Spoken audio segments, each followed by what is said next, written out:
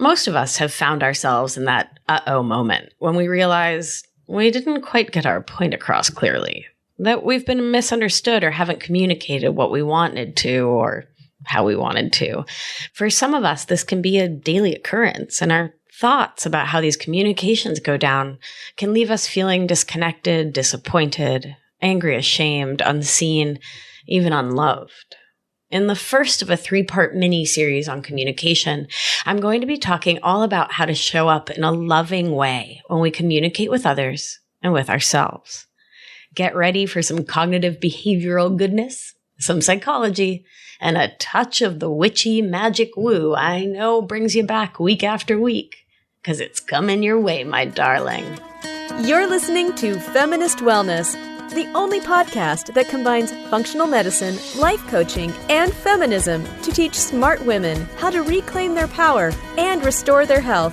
Here's your host, nurse practitioner, functional medicine expert, herbalist, and life coach, Victoria Albina. Hello, my love. I hope this finds you doing so well. This summer has been a huge one for me. In fact, all of 2019's been like, wow. A lot of change has been happening in my practice and in my life, and it's all so exciting. I turned 40, which is super amazing. I brought breathwork meditation to the fore of what I offer to my clients and patients, and through that process have deepened my own relationship to breathwork meditation, which has been just nothing short of earth-shaking and mind-blowing. And I've been thinking a lot through all of these changes about how I communicate, how I talk about what I do, who I am in the world, and how all of those stories are shaped by my relationship to my inner child, to past me, how I reparent myself now, and the work I've done to release my codependent thinking. It's been a lot, and I'm so grateful for the opportunity both to do this work for my own life and to share it with all of you. And all of this learning and thinking and growing and musing and journaling and meditating and staring at my navel has led me to want to build on the work we've been doing together here, you and I, in the last few months on these big old topics. So I'm going to be doing a wee multi-part mini-series on communication because it is such a vital issue in our lives, how we communicate and what we think about how we communicate with ourselves and others. It's a juicy topic, and I'm so excited to jump on in. If you're not subscribed to the show, keep listening and open up the podcast app on your phone if you're on an iPhone and hit that subscribe button right up there at the top so you don't miss a single episode. And if you've been enjoying the show, go ahead and rate and review, please. It really helps for more people to see it. And I'm just so excited to share this with the entire world. This 3-part series is going to be awesome. So before we get rolling, let me give you a quick overview. Today, we'll talk a little bit about communication more generally, the forms it can take and the purpose of communication for us as humans. Then we'll look a little bit at the way that our communication with others can get complicated, confusing, downright hard.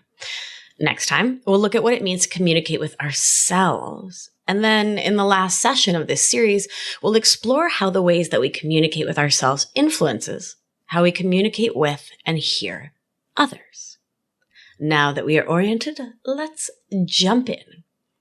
So communication, generally speaking, refers to how we pass information to one another and to ourselves through speech, nonverbal communication, such as facial expressions and hand gestures, body posture, writing, and visual communication. How we convey messages or ideas through images, like your Instagram feed.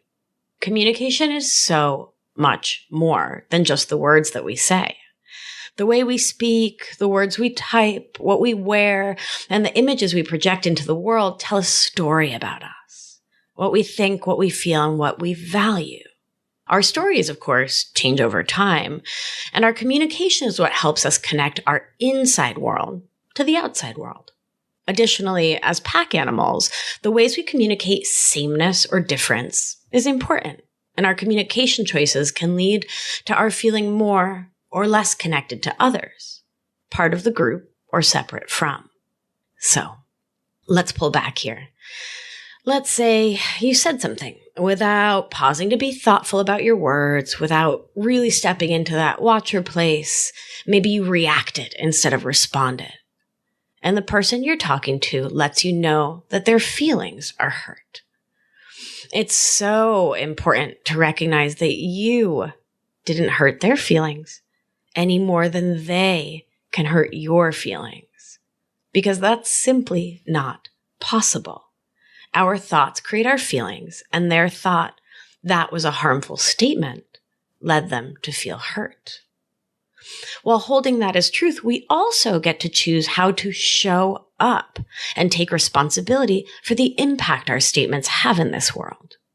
If someone tells you that the impact of your words was hurt or harm, you get to choose as an adult in your emotional adulthood to own that impact, to apologize for it from a sincere, earnest, loving place without making it mean something about you. Perhaps I'm belaboring this point, but I hear this all the time, right? We say these things without even thinking, he hurt my feelings, or I didn't mean to be mean and I feel like such a stupid jerk. You can erase both of those statements from your vernacular, my love. He didn't hurt your feelings. Your interpretation, your thoughts about what he said did. And there is space for intention to matter. It's important that you didn't mean to be mean, but impact is worth looking at too. Not as a way to beat yourself up, but as a way to learn and grow and show up in this world in your deepest integrity. For example, if you said something and were told that your comment was centering yourself, or was racist, classist, homophobic, transphobic, you get to pause, to breathe, and to say, I hear you, that I hurt your feelings with my words, and I apologize for that hurt. I see what I've done. I feel in my heart for you and the hurt that I've caused, and I thank you for sharing your thoughts with me. I appreciate it, and I apologize. And then you get to do your work. You get to sit with what you said and to analyze the privilege, the thought habit, or whatever went into saying what you said.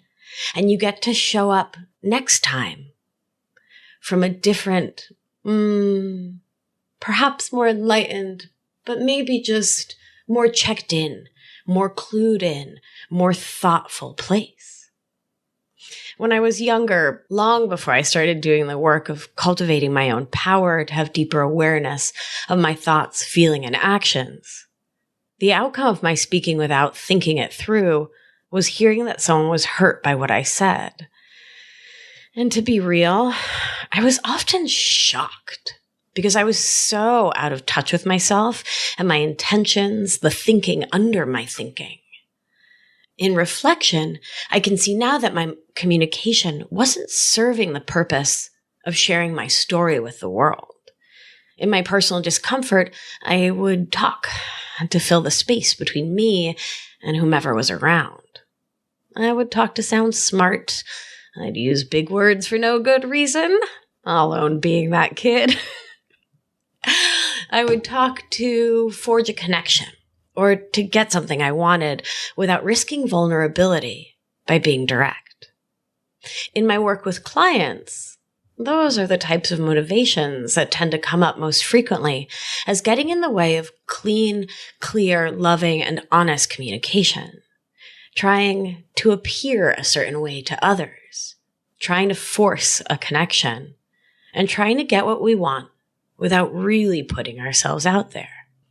So let's take a look at these motivations and, like we've done in other episodes, keep some attention on your body and breath to see if any of these themes resonate for you. Our bodies have so much wisdom to share with us if we're willing and able to listen. To get in the mood for a little self-reflection, let's do a little breathing exercise together. As always, for this, if you're driving, please ignore the following directions or pull on over. We don't need any damage to our wise and powerful bodies or our cars while we do this. All right, my angel. Take a comfortable seat. Close your beautiful eyes or simply look down if closing your eyes is not available to you right now. Take a few deep breaths in through your nose and out through your mouth. Now, I want you to imagine a point about 2 feet in front of you, about how far away the average American stands from one another when they talk. As you breathe in and out, imagine that point about 2 feet in front of you as a glowing ball of light. Every breath in, you breathe in fresh, clean energy. And every breath out, feel and see that ball of light glow stronger and stronger. Do this for a few more times, in and out.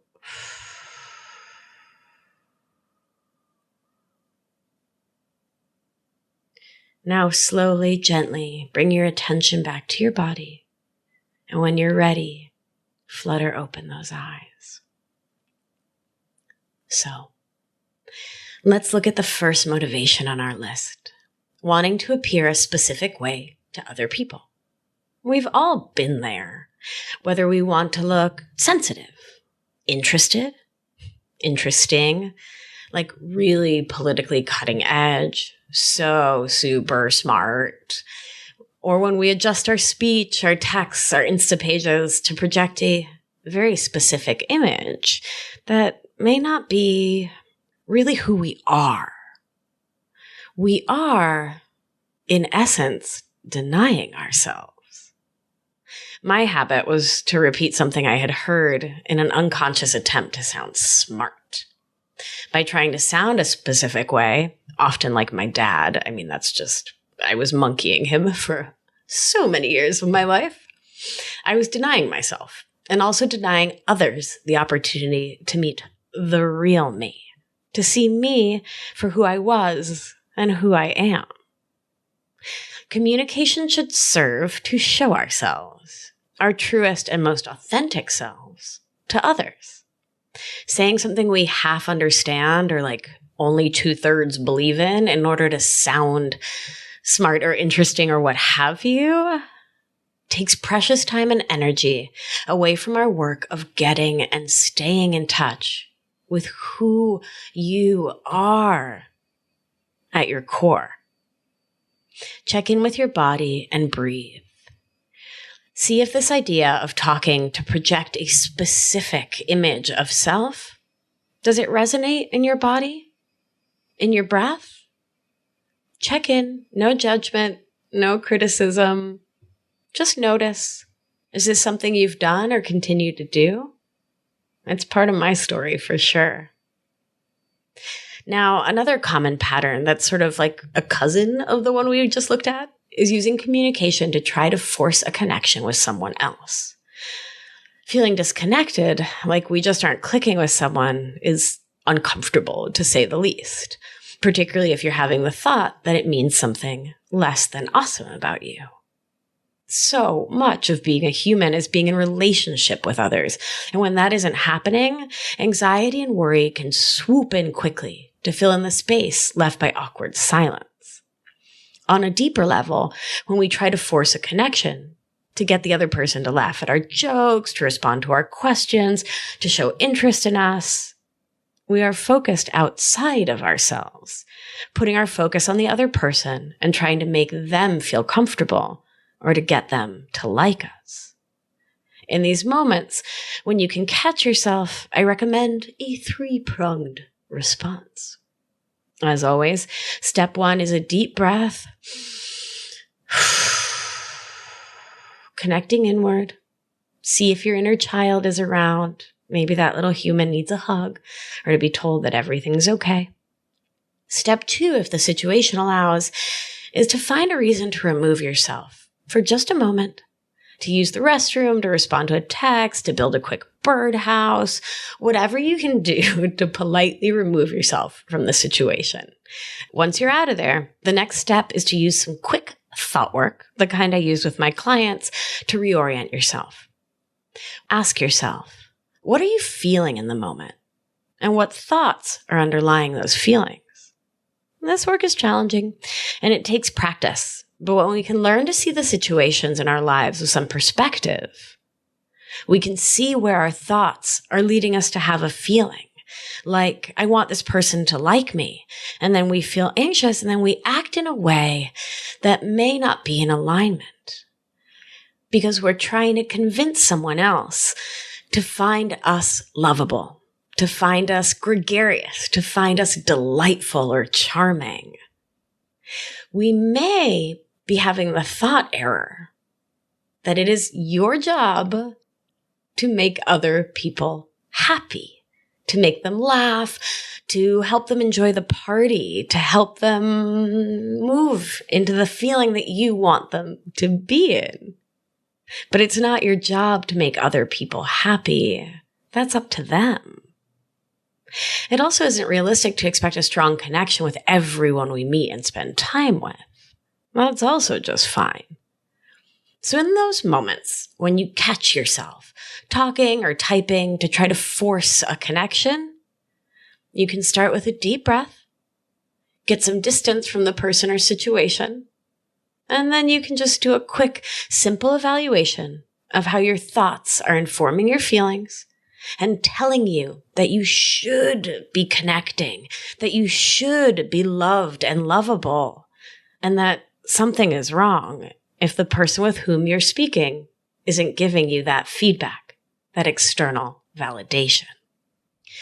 While there are obviously so many ways that interpersonal communication can go haywire, the last thing that I want to discuss today is particularly important to me, in part because it's a theme that haunted me for years, but more so because it's one that comes up so much with those of us raised and socialized as women. As women, we're often told directly and indirectly that we shouldn't speak up for what we want. Sure, you can walk down the street, particularly where I live here in Brooklyn, and you can see like any number of t-shirts declaring girls rule the world or like feminist baby or whatever. But the reality that many women face is that when we speak our minds and come across with strength, we're told to pipe down, told to relax, told that we're being too brash, or another B word. Or on the flip side, we're just laughed at and dismissed. As a coping mechanism, some of us develop the habit of indirect communication. Rather than saying, "Hey, babe, can you take out the trash?" we find ourselves saying things like, "Babe, I had a long day. I'm exhausted and I've been doing so much around here. Well, you've been like sitting around. What are you even doing on your phone? Could you please just take out the garbage?" Ouch. No one wants to be on the receiving end of that form of indirect communication. While out of context, it's easy to say that we would never say those words. But in the moment, when we're stressed or tired, hungry, angry, lonely, nervous about how we'll be received, worried that we need to justify our desires in order for them to be met, or if we're accustomed to using big emotions to get a response, perhaps because as children, little emotions were not responded to, we can say all sorts of things that we would, with some distance, never dream of saying. When we do communicate with those layers of emotional baggage, guilt, and resentment piled on to an indirect communication, we are doing nothing good for ourselves, our communication or conversation partner, and absolutely nothing good for the long-term health of your relationship. This particular communication pattern can feel hard to unravel. I've found that this mode of interpersonal communication, using indirects instead of saying what we want and need directly, often has roots in how we talk to and about ourselves, our topic for next time. So my love, let's turn our attention back inward and to our breath. Again, if it's safe for you to do so, please close your beautiful eyes and start to settle in to a few deep breaths. I want you to go back to the ball of light we pictured earlier in this episode. Imagine that big glowing orb in front of you and take a few more deep breaths. Notice if the ball of light is any particular color and keep breathing. Is it moving? Is it vibrating? Is it still? If you were to put it in your hands, would it feel heavy or would it feel light? Would it be hot or cold? We do this to get deeply connected into our bodies. Now, I want to invite you to move through the patterns that we looked at today. Communicating to appear a particular way to others. Communicating to force a connection, and communicating indirectly.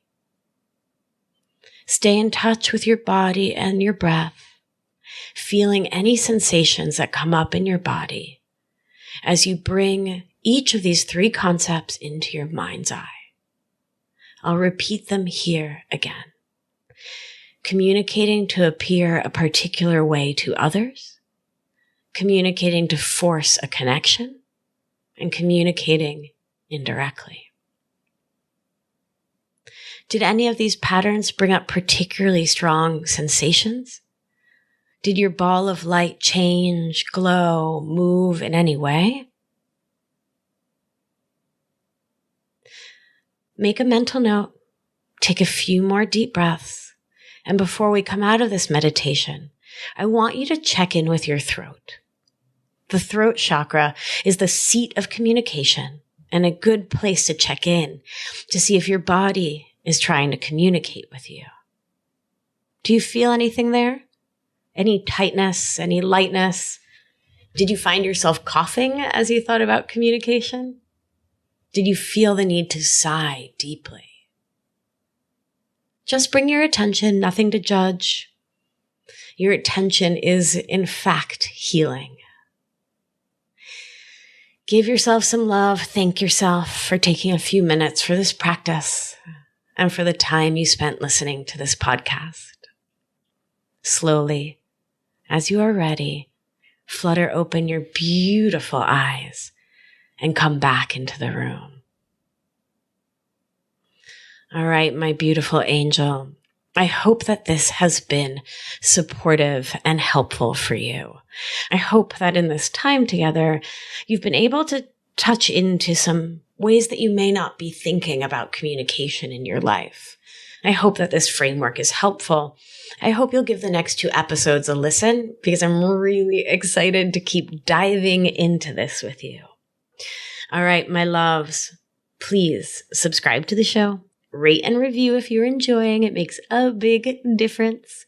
Follow me on the Instagrams at Victoria Albina Wellness. And if you're liking the show, share it with a friend. Share it on Instagram. Share it in your communities. I get all these beautiful DMs from folks who've been sharing the show, clinicians. I got one from a high school teacher the other day who told her class all about the show. That was really exciting. And yeah, it means a lot to me that you're listening in, that you're enjoying the show, and that you're helping to spread this message of empowerment and the power of really taking charge of our minds, our body, our breath, and supporting our spirit. Oh, I'm so happy. I always feel so happy at the end of recording a podcast for you. What a beautiful life. All right, my angels, thanks for listening in. Be well. And remember, you are safe, you are held, you are loved. And when one of us heals, we help heal the world. Talk to you soon, my angel. Ciao. Thank you for listening to this week's episode of Feminist Wellness. If you like what you've heard, head to victoriaalbina.com to learn more.